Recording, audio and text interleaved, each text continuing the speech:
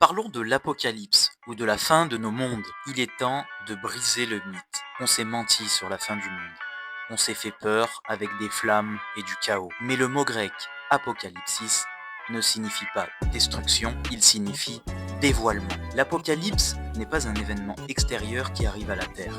C'est un séisme intérieur qui arrive à notre âme. C'est le moment où le rideau de nos illusions se déchire pour laisser passer la lumière. Parlons du cœur ésotérique. Le passage de la matière à l'esprit n'est pas une théorie, c'est une alchimie.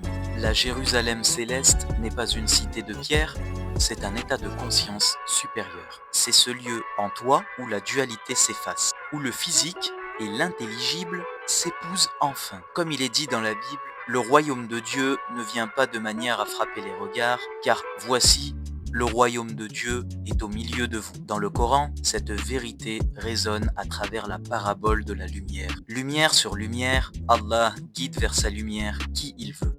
Prenons un exemple concret. Imagine un instant banal. Tu perds ton emploi ou une relation à laquelle tu tenais s'effondre. Sur le plan matériel, c'est une catastrophe. C'est ta fin du monde. Mais regarde de plus près. Dans ce silence forcé, tu découvres une force que tu ignorais.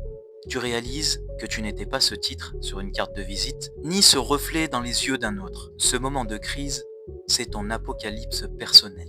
C'est le retrait de l'illusion qui te permet de voir, enfin, la sagesse cachée au fond de ta propre nature. Tu ne perds rien, tu te retrouves. Pour conclure, l'Apocalypse est une invitation quotidienne à mourir à ce qui est faux pour naître à ce qui est vrai. C'est découvrir le divin derrière le banal. Alors aujourd'hui, quel voile tu es prêt à lever pour laisser apparaître la lumière qui brille déjà en toi ?